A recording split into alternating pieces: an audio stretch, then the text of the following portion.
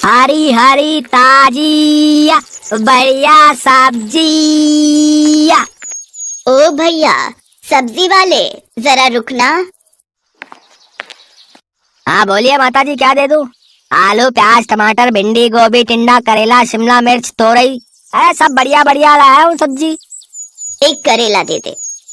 बस एक करेला? एक मतलब 1 किलो ना, अभी तोल देता हूँ। अरे अरे इतने सारे थोड़ी, एक करेला। मुझे बस एक ही करेला चाहिए, 1 किलो नहीं। एक करेला थोड़ी दूंगा माताजी, उसमें क्या तोल भाव करूंगा बताइए। अरे जब चाहिए एक तो एक ही खरीदूंगी ना। तू तौल कितना है, मैं तुझे अपने हिसाब से पैसे दे दूंगी। 5 रुपए का बन रहा है एक करेला।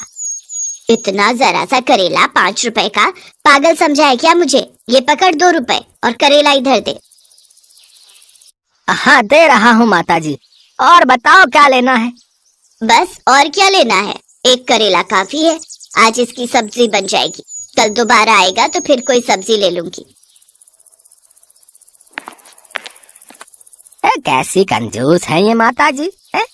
एक टिंडा एक टमाटर एक प्याज और आज एक करेला। रोजाना मेरा इतना समय खराब कर देती है, मानो ढेरों सब्जी खरीदनी हूँ।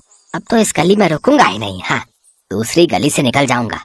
राम जाने इनके घर वाले इनके साथ कैसे रहते होंगे। ये है संतोष।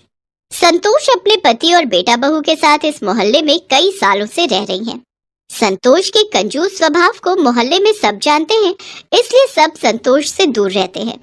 संतोष कंजूस होने के साथ साथ बहुत ही चालाक भी है। अपने पैसे बचाने के लिए वो कोई ना कोई नया तरीका ढूंढती रहती है।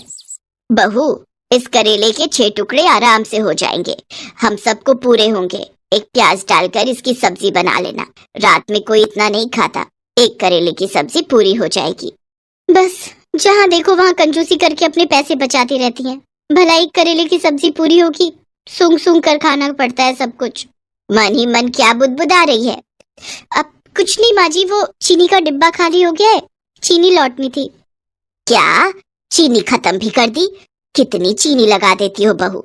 जाओ भंडार घर से डिब्बा उठा कर लाओ, मैं खुद दूंगी, अपने आप मत लेना। शालू चीनी का डिब्बा ले आती है। ये हुए 5 चम्मच, 8 9 और ये हुए 10। ये लो बहू, पूरे 10 चम्मच चीनी है। ये चीनी 2 महीने चलनी चाहिए। चाय में गिनकर सिर्फ 5 दाने चीनी के डाला करो, ज्यादा मीठी चाय सेहत के लिए अच्छी नहीं होती। माँ जी 10 चम्मच, वो भी छोटे वाले, ये 2 महीने चल जाएंगे। ये तो कुछ भी नहीं है। ये चीनी तो 15 दिन क्या 1 हफ्ता भी नहीं चलेगी माँ जी। जितनी दी है उतनी ही लो, इससे ज्यादा नहीं मिलेगी। घर चलाना किसे कहते हैं, मेरे से सीखो। संतोष और शालू अभी बात कर ही रहे थे कि तभी दरवाजे पर बिजली के बिल वाला आ जाता है। माताजी बिजली का बिल ले लो। हैं? इतनी जल्दी बिजली का बिल आ भी गया? अभी तो आया था। लाओ भैया दो। संतोष बिजली का बिल देखते ही घबरा जाती है। 8,000 रुपए? इतना बिल? ये सब गर्मियों की वजह से हुआ है। गर्मियों में और चलाओ, पूरी रात एसी, दिन में भी एसी एसी। अब पंखा चला रखा, इसे बंद करो। आज मौसम अच्छा है, मैं ऐसे ही बैठूंगी। क्या हुआ संतोष, इतनी गुस्से में क्यों हो?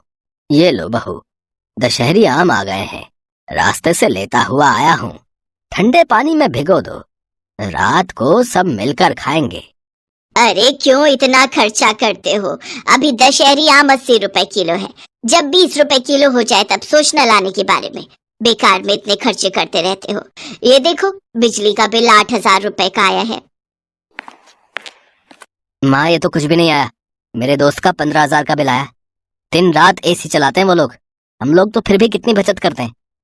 माँ जी तो दिन में भी पंखा नहीं चलाने देती हैं, बोलती हैं ठंडा मौसम है बंद कर दे। तो इसमें गलत क्या है? हैं? बचत करती हूँ। संतोष, गर्मियों में तो कम से कम कंजूसी करना छोड़ दो, सर्दियों में तो अलग बात है। वैसे ही बिजली का बिल कम आता है। कितनी गर्मी पड़ रही है, मई का मौसम लग गया है। ये 3-4 महीने ही होते हैं जो गर्मी ज्यादा होती है, फिर आगे कौन सा इतना बिल आना है। तुम भी फालतू की चिंता करती हो। बहू पंखा खोल दो, गर्मी हो रही है। अरे बाहर कितनी ठंडी हवा चल रही है, बारिश आने वाली है। मौसम अच्छा है। जब प्राकृतिक पंखा चल रहा है तो ये बिजली के पंखे चलाने की क्या जरूरत है? तुम लोग नहीं सुधरोगे, मुझे ही कुछ करना पड़ेगा। पता नहीं संतोष के दिमाग में क्या चल रहा था। एक दिन संतोष टीवी में एक नाटक देख रही थी जिसमें उसने देखा एक औरत ने मीटर की सेटिंग करवाई थी जिससे उसका बिजली का बिल बिल्कुल भी नहीं आया, और वहीं से संतोष का दिमाग घूमने लगा। उसने एक बिजली की दुकान पर काम करने वाले एक लड़के को अपने साथ मिला लिया और उसे रिश्वत देने लगी। देखो भैया, मैं तुम्हें अभी के अभी 200 रुपए दूंगी। इस बिजली के मीटर में सेटिंग कर दो ताकि बिजली का बिल कम से कम आए, और ऐसी सेटिंग करना कि बिजली विभाग वालों को पता न चले। माता जी चिंता मत करो, हमारा तो ये रोज का काम है। मैं मीटर में ऐसी सेटिंग कर जाऊंगा ना कि बिजली विभाग वाले ढूंढ ही नहीं पाएंगे। पर 100 रुपए और बढ़ा दो माता जी, बड़े कम दे रही हो 200 रुपए। एक काम कर, तू जा, मैं किसी और बिजली वाले को बुला लूंगी। 200 से 1 रुपया ऊपर नहीं दूंगी। करना है तो कर, नहीं तो और भी बिजली वाले हैं मेरी नजर में। अरे अरे माता जी आप तो गुस्सा हो गए। कर रहा हूँ ना, कर रहा हूँ। ये लो बस हो गया आपका काम। ये लो, कर दी मैंने सेटिंग। अब आपका बिजली का बिल कम से कम आएगा। संतोष खुश हो जाती है कि जितना मर्जी पंखे कूलर एसी चलाओ, बिल आएगा ही नहीं। माँ जी, बिजली चोरी करना अपराध है। अगर किसी को पता चल गया तो मैंने सुना है बहुत जुर्माना लगता है। तू अपने काम से काम रख, और खबरदार अगर तूने अपने ससुर जी और विनोद को ये बात बताई, वो कल ही सेटिंग हटवा देंगे। संतोष उस दिन के बाद घर में पंखे कूलर एसी लाइट सब कुछ चला कर रखती थी। ये देखकर सब हैरान थे। शालू तो सच्चाई जानती थी पर संतोष ने उसे साफ मना किया हुआ था। एक दिन पड़ोसन शांति संतोष की सारी बातें सुन लेती है। बस इतना सा बिजली का बिल, मुश्किल से 1500 रुपए का बिल आया है। ये तो मजे ही आ गए। इस बार कितनी बचत कर ली मैंने बिजली चोरी करके। देखा बहू, मैंने कितना दिमाग लगाया मीटर में सेटिंग करवा कर, बिजली का बिल कितना कम कर दिया। धीरे बोलती हूँ, दीवारों के भी कान होते हैं। अच्छा, तो ये संतोष बिजली की चोरी कर रही है। उड़ा लो मजे। कल ही जाती हूँ बिजली विभाग में संतोष के खिलाफ बिजली चोरी की रिपोर्ट करने। शांति संतोष से जलती थी। दोनों की शादी एक साथ हुई, एक साथ बच्चे बड़े हुए, पर संतोष की बहू दहेज अच्छा लाई थी और शांति की बहू दहेज नहीं लाई थी। एक दिन संतोष ने यही ताना शांति को मार दिया था, जिस कारण शांति संतोष से गुस्से में रहती थी। बदला लेने की भावना जब मन में आ जाती है तो इंसान कुछ नहीं सोचता। शांति ने बिजली विभाग वालों को संतोष के बारे में खबर कर दी। बिजली विभाग वालों ने संतोष के घर छापा मार दिया और मीटर की चेकिंग हुई, जिसमें साफ साफ घोटाला नजर आ गया। संतोष को 60,000 रुपए का जुर्माना भरना पड़ा। संतोष, तुम्हें कितना समझाया था कि इतनी कंजूसी करना ठीक नहीं है, पर तुम कहाँ मानने वाली थी। अब बचत करने के चक्कर में 60,000 रुपए का नुकसान हो गया। मुझसे बहुत बड़ी गलती हो गई। ये शांति ने सारा काम खराब किया है। उसने मुझसे बदला लिया है। माँ, ये बात अलग है कि शांति आंटी ने गलती की है, पर गलत तो आप भी हो ना। आपने तो बेईमानी की है। इतना बुरा लग रहा है, सबको पता चल गया। अरे अब बस भी करो आप और पापा जी। माँ ने तो हमारे लिए सोचा। ये अलग बात है, माँ जी भले ही कंजूस है पर बहुत सीधी हैं। उन्हें सही गलत का मतलब ही नहीं समझ आता। वो बेचारी तो गलती कर बैठी इसलिए ऐसा हुआ, पर आप दोनों तो जानबूझकर उन्हें डांट रहे हो। गलती इंसान से ही होती है। माँ को अपनी गलती का एहसास हो गया कि बहुत बड़ी बात है। माँ जी आप चिंता मत करो। अरे ये पंखा क्यों बंद है? रुको मैं अभी चलाती हूँ। अरे बहू रहने दे, बिजली का बिल बहुत आएगा। अब तो मीटर में कोई सेटिंग भी नहीं है। माँ जी अभी भी। और सब ठहाका लगाकर हंसने लगते हैं। संतोष को अपनी गलती का एहसास हो गया था। उस दिन से संतोष ने कंजूसी करना छोड़ा तो नहीं, पर कम जरूर कर दिया।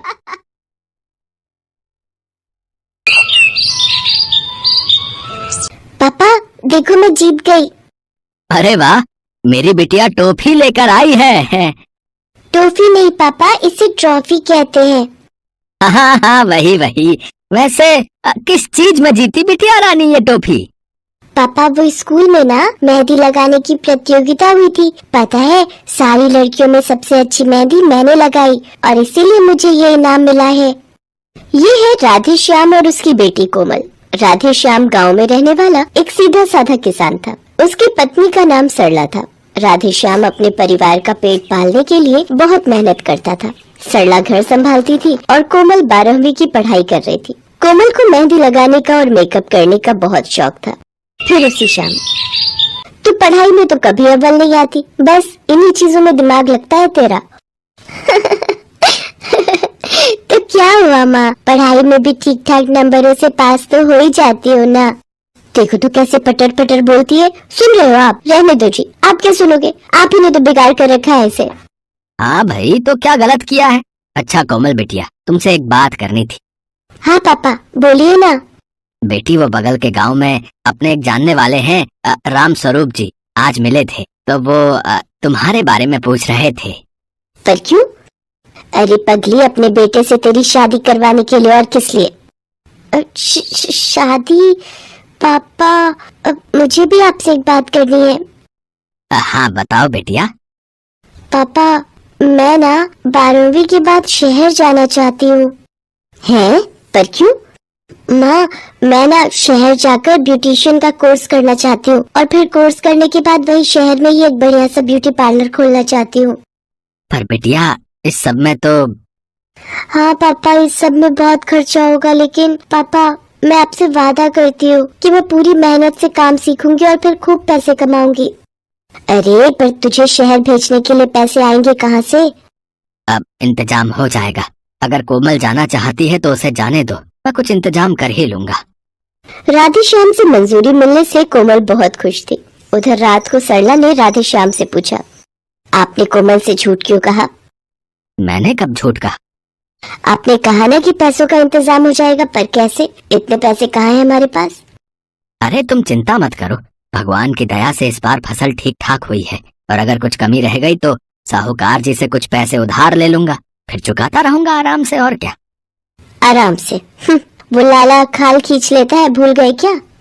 देखो सरला, पहली बार तो कोमल ने कुछ मांगा है, और मुझे अपनी बेटी पर पूरा भरोसा है। तुम देखना, एक दिन वो तुम्हारा, मेरा और इस रामपुरा का नाम रोशन करेगी। हाँ। कुछ दिन बाद ही कोमल का 12वीं का रिजल्ट आया और वो अच्छे नंबरों से पास हो गई।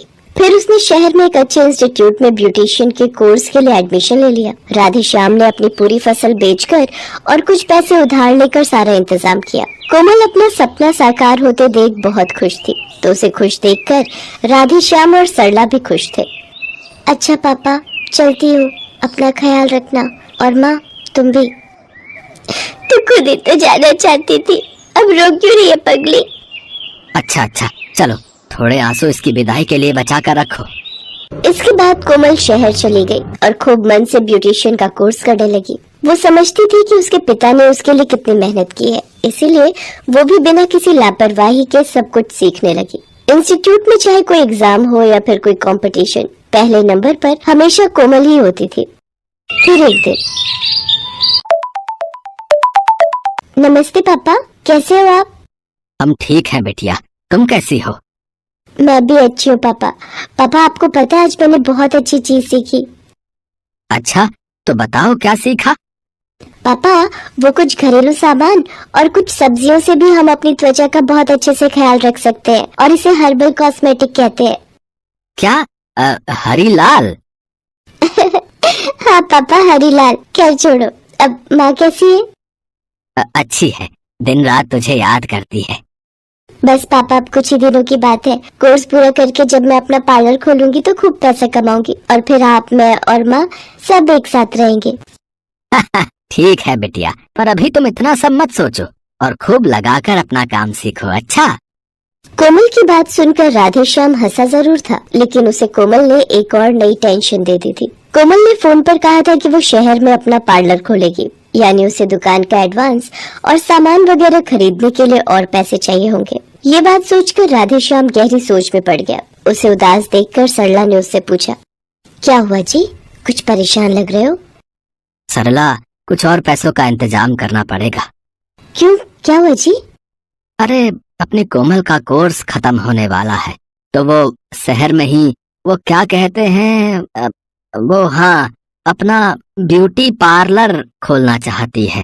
तो सामान वगैरह के लिए उसे शुरू में तो कुछ पैसे तो चाहिए ही होंगे ना भाई। अरे पर शहर में क्यों, वो अपनी दुकान यहाँ गांव में नहीं खोल सकती क्या? अरे कैसी बातें कर रही हो? अच्छा बताओ, अगर कोमल ने गांव में ब्यूटी पार्लर खोल भी लिया तो यहाँ कौन जाएगा उसके पास? उसने बताया मुझे, शहर में पूरे 100 रुपयों में तो बाल काटते हैं और सजाने संवारने के पूरे 1000 रुपए लेते हैं ब्यूटी पार्लर वाले हैं। अब बताओ, तुम करोगी खुद पर इतना खर्चा? ना पापा, इतना महंगा, हम तो घर पर ही सज लेते हैं। हाँ तो बस, तुम्हारी ही तरह गांव की बाकी औरतें भी उसकी कला की कद्र नहीं जान पाएंगी, इसलिए जरूरी है कि वो वहीं दुकान खोले। शहरी औरतें खूब जाएंगी अपनी कोमल की दुकान पर। खैर, मेरे मन में एक विचार था। हाँ बताओ, वैसे भी अब बचा ही क्या है। मैं सोच रहा हूँ कि जो पैसे हमने कोमल की शादी के लिए जोड़े हैं ना, अब उसे वही पैसे दे देते हैं। राधेश्याम की बात सुनकर सरला ना तो हाँ कह पाई और ना ही मना कर पाई, क्योंकि उनके पास और पैसे थे ही नहीं। दोनों कोमल के पैसे मांगने का इंतजार कर रहे थे, लेकिन फिर कुछ ही दिन बाद कोमल अपना पूरा सामान लेकर गांव आ गई। अरे बेटी, सब ठीक तो है ना? तू ऐसे अचानक आ गई, कुछ बताया भी नहीं आने से पहले। हाँ हाँ माँ, मुझे आप दोनों को सरप्राइज देना था। वैसे भी माँ, तुम मुझे कितना याद कर रही थी, तब परेशान होने की जरूरत नहीं है, मैं आ गई हूँ और अब शहर वापस नहीं जाऊंगी, यही आप दोनों के पास रहूंगी अब। वो तो ठीक है बेटिया, पर तेरा सपना, तेरा वो ब्यूटी पार्लर। हाँ पापा, मेरा सपना भी पूरा होगा और मेरा ब्यूटी पार्लर भी खुलेगा, पर वहाँ शहर में नहीं बल्कि यहाँ गांव में। है? मैं कुछ समझा नहीं बेटिया, यहाँ गांव में कैसे चलेगा तेरा ब्यूटी पार्लर? खूब चलेगा पापा। जब मैं कोर्स कर रही थी ना, तभी मेरे दिमाग में आइडिया आया कि केमिकल से भरे हुए प्रोडक्ट से तो कोई भी अपनी स्किन को अच्छा कर सकता है और मेकअप वगैरह भी कर सकता है, पर मैं कुछ अलग करूंगी। मैं सिर्फ देसी चीजों का इस्तेमाल करूंगी और उन्हें भी खुद अपने खेत में उगाऊंगी। बात सुनने में तो अच्छी लग रही है बिटिया, पर मुझे तो गेहूं और धान के अलावा कुछ और उगाना आता ही नहीं। पापा उसकी टेंशन मत लो आप, आपकी होनहार बेटी अब सब सीख कर आई है। हम अपने खेत में एलोवेरा, मेहंदी, हल्दी, गुलाब जैसी कई चीजें उगाएंगे और इन सब से मैं खुद अपने हाथों से ब्यूटी केयर प्रोडक्ट बनाऊंगी, जो असरदार भी होंगे और सस्ते भी। फिर आप देखना, यहाँ गांव की औरतें भी मेम साहब बनकर निकला करेंगी अपने घरों से। वो सब तो ठीक है, पर बेटिया, गांव की औरतें तुम्हें अपनी मेहनत की सही कीमत नहीं दे पाएंगी। यहाँ तुम्हें कोई फायदा नहीं होगा।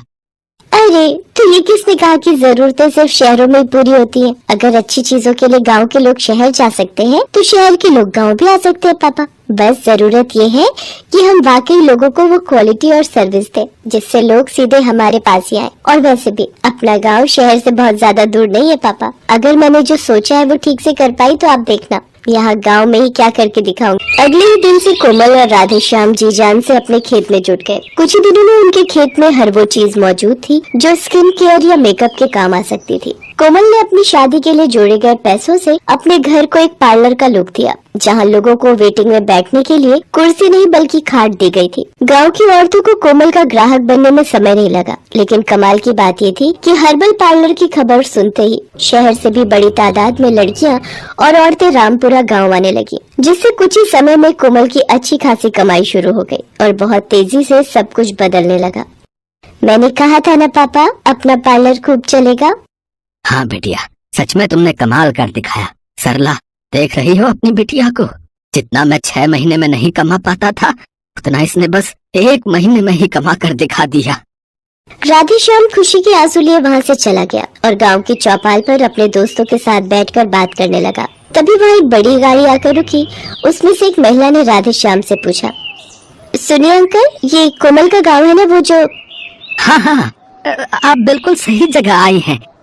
आप आगे से दाएं चले जाइए, कोमल बिटिया का हर्बल ब्यूटी पार्लर वहीं है। कोमल ने न सिर्फ अपने माता पिता का नाम रोशन किया, बल्कि अब तो रामपुरा को भी उसके नाम से ही जाना जा रहा था। लेकिन ये जीत अकेले कोमल की नहीं थी, बल्कि उस विश्वास की भी थी जो राधेश्याम को हमेशा से अपनी बेटी